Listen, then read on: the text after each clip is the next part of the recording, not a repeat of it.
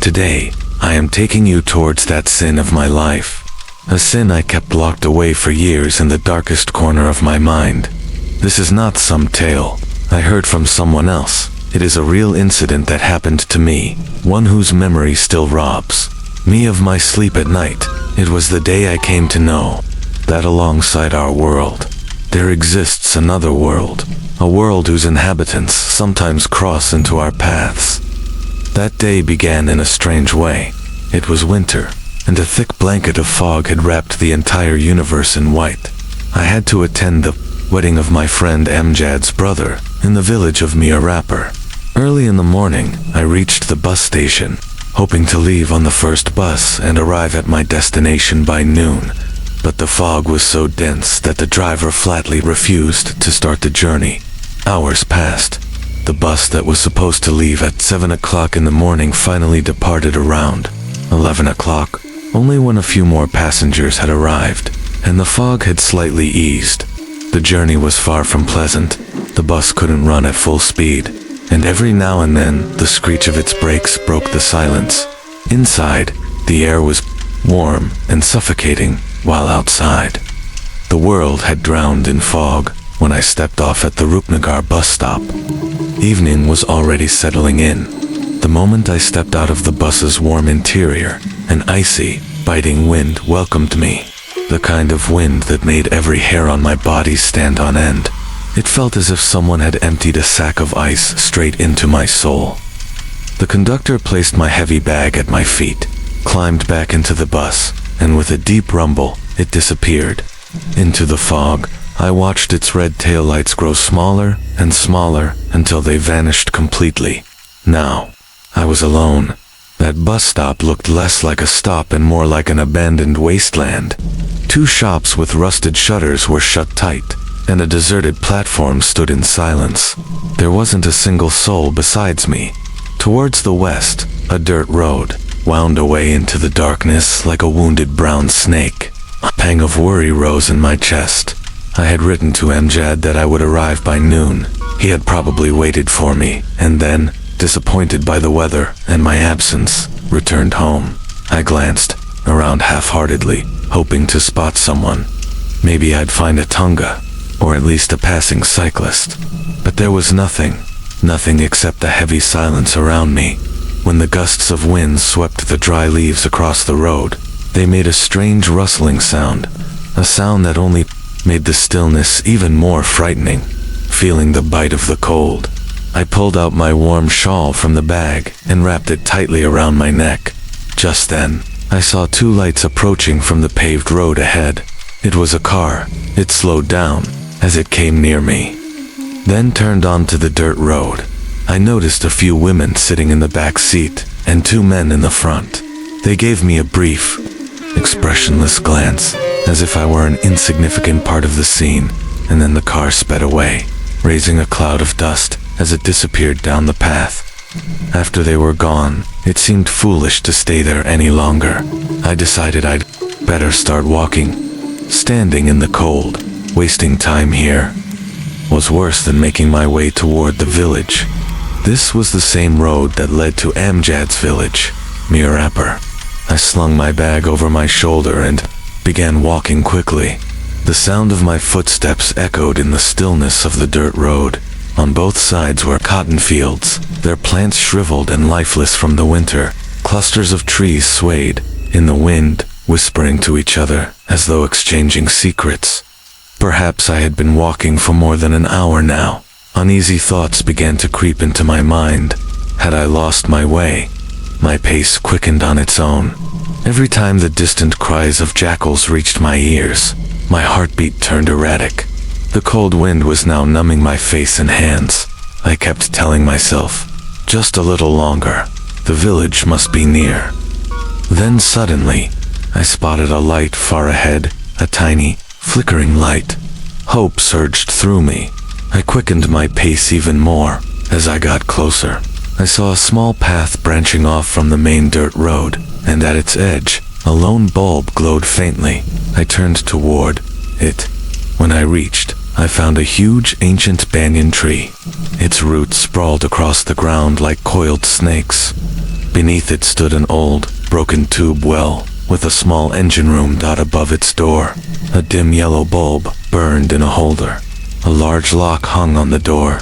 All around me was an unsettling, heavy silence. Tired. I sat down on the low wall of the water trough attached to the tube well and rested for a while. After a few minutes, I stood up and began walking back toward the dirt road. I had barely walked 20. I had barely taken a few steps when every hair on my body stood on end.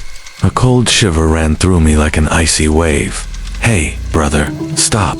Listen to me." A rough, heavy, unfamiliar male voice struck my ears.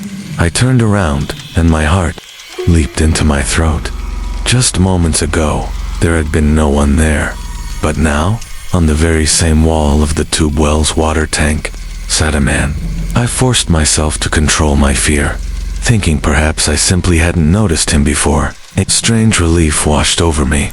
At least there was another human being in this desolate place. I walked back toward him. He was an extremely frail, bony old man. But what shocked me was this. In such bitter cold, the only thing covering his body was a dirty, faded DHOTI. No shirt, no shawl, nothing else. His bones were so sharp, I could count each one. I went closer and greeted him politely. He gave no reply.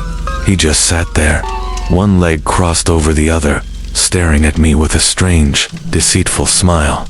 I greeted him again, this time, too. He only smiled, and in his rough voice, he asked, "Where are you going me on?"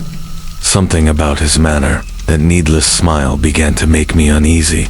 An unexplainable fear crept over me, lowering my eyes. I replied, "Just nearby, Miarapur village. My friend's house is there. I think I've lost my way. If you could kindly tell me the route." I couldn't bring myself to look at his face again. There was a strange, unnatural glint in his eyes. Suddenly, I realized the light around me had grown brighter. Startled, I looked at the old man. He was still staring at me, still smiling. My heart screamed at me to run. But before I could move, the old man said, "Wait, I'll ask and tell you." With that, he stood up and began walking toward the massive trunk of the banyan tree. I froze. Ask, who? His thin frame, his bare skin in this freezing cold. Did he not feel it at all? I kept watching him walk slowly toward the tree, and strangely, the light around us kept growing, as though several bulbs had been switched on all at once. He stopped at the base of the tree, tilted his head upward, and said, "Shall I tell him the way?" My eyes followed his, and what I saw next froze the very blood in my veins. My eyes went wide, my breath locked in my chest. On every branch of that tree, on every twig, sat hundreds of naked, frail old men, exactly like him, expressionless faces, every one of them staring directly at me. Their eyes glowed in the dark, like fireflies. My chest tightened. My throat felt as if thorns were stuck in it. And then, the old man standing under the tree let out a horrific. He threw back his head and burst into a shrieking, ear-splitting laugh. And the moment he did, all those old men perched in the tree began laughing too. Their cackles rang through the wilderness, echoing like the cries of hundreds of vultures. Screaming together, frozen in shock, my eyes darted from the old man below to the terrifying figures above. Then, just as suddenly as it had started, silence, a dead, suffocating silence. The old man on the ground was now glaring at me with a predatory look, and every figure in the tree stared too, their faces flat, their eyes locked on mine. I don't know where the courage came from, but I let out a scream, spun around, and bolted toward the dirt road. I ran like a madman. My bag, my blanket, I left everything behind. All I knew was that I had to get away. I didn't know what followed me, but in my mind's eye I could still see those hundreds of unblinking eyes, and hear that hideous laughter. My breath came in ragged gasps. My chest ached with sharp stabs of pain, but stopping felt as deadly as the thing I was running from. At last, when my legs could no longer carry me, I staggered to a halt. Hands on my knees, bent forward, I fought to catch my breath. The mix of fog and darkness made everything around me seem unreal, unnatural. Suddenly, a familiar sound reached my ears. THN, tune, THN, like the bell tied to the neck of a domesticated animal. Startled, I lifted my head, trying to see where it came from.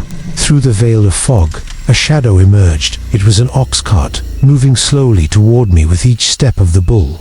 The bell around its neck rang softly. On the cart sat a man wrapped in a thick warm blanket. Hope flickered inside me like a drowning man spotting a piece of driftwood. I stumbled forward and stood in his path, calling out in a trembling voice, "Brother, for God's sake, stop, I've lost my way."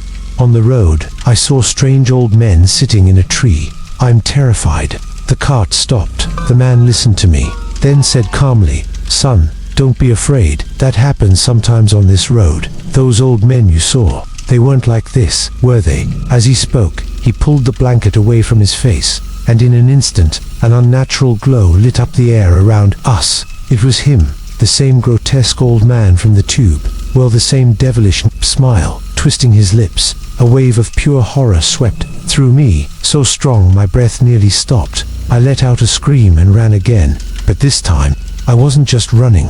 I was running from death itself. I don't know how far or how long I ran. All I know is, yes, I remember now, up ahead, I saw lights, not one, but several, glimmering in the dark, marking the presence of a village. Gathering whatever strength I had left, I stumbled toward them. It was indeed a settlement, larger than I had expected. I entered its narrow lanes, but at this late hour, everything was still and deserted. I kept running until I reached an open square and stopped.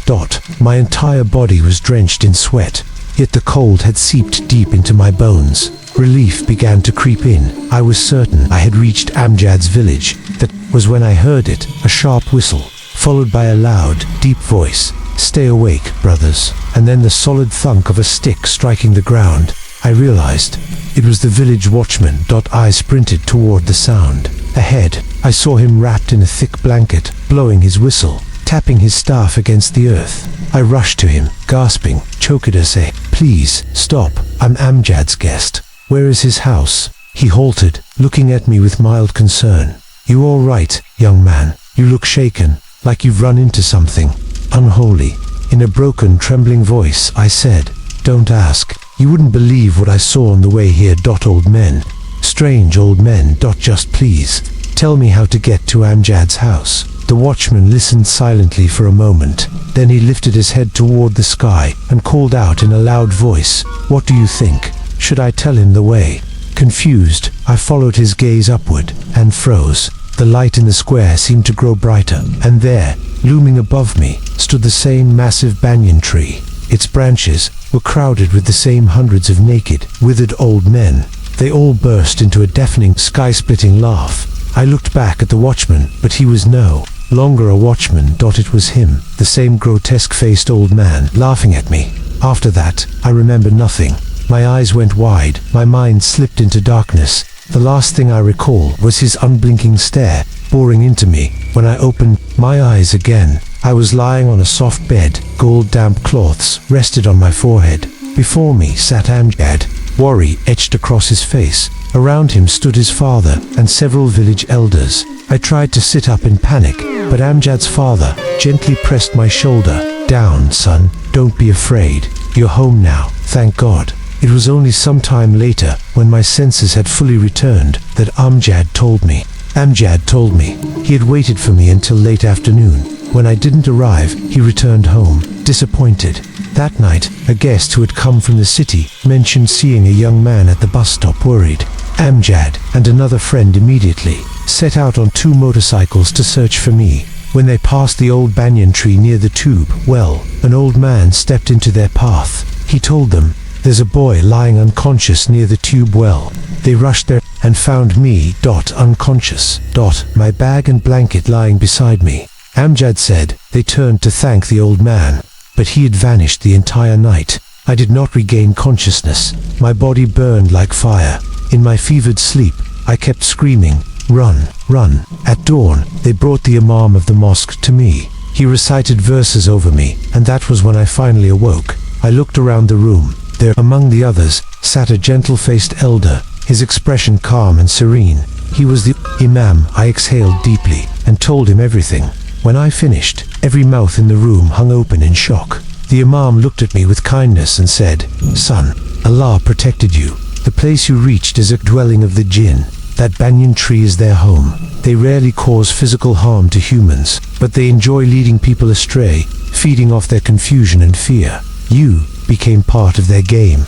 He went on, "This creature you saw can change forms. The cart driver, the watchman, they were all the same being, frightening you. Further, even the old man who told your friends where you were, he was likely one of them. Perhaps their leader. Their world has its own rules. Maybe you were lucky, or perhaps their game had simply ended.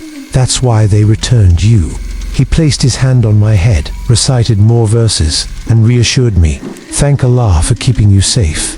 Never travel alone through such desolate places again, and always seek His protection." For weeks after that night, I suffered from fever and the shadow of fear. Even now, when I am alone, or when I see an ancient tree, that night returns to me, the banyan tree, those hundreds of unblinking eyes, and that laughter. I know I will never forget them for as long as I live.